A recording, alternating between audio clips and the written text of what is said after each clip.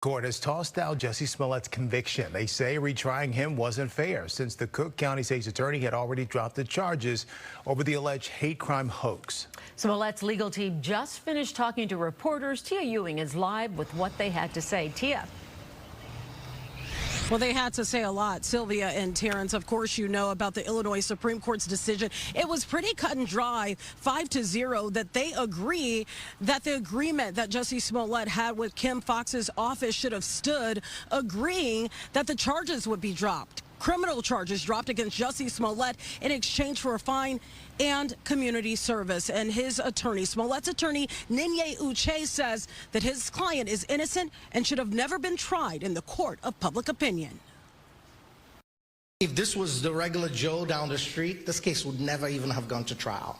No prosecutor would have taken this case to trial. It was ridiculous. There was no direct evidence linking him to anything, right? And so it's a shame that we're here. I feel it's completely disgraceful. And some of you have been here. You followed me with this case. I've always said the same thing. This has been disgraceful. I was born in the United States, but I grew up in a developing nation. This is the sort of prosecution you see in developing nations. People are mad. Prosecute a person. They prosecute a person. This shouldn't be happening in the United States of America.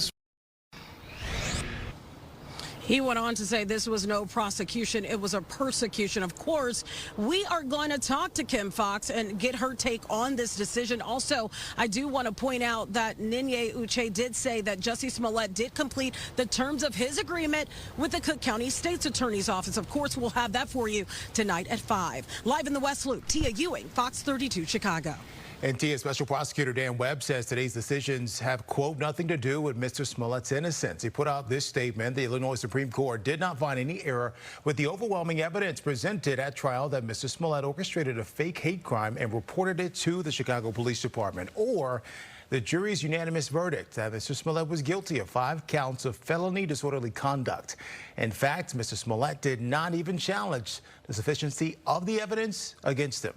Well, the High Court's reversal also means the return of $120,000 in restitution paid to the police department for overtime costs occurred during that investigation. I asked attorney Karen Conti about this earlier today.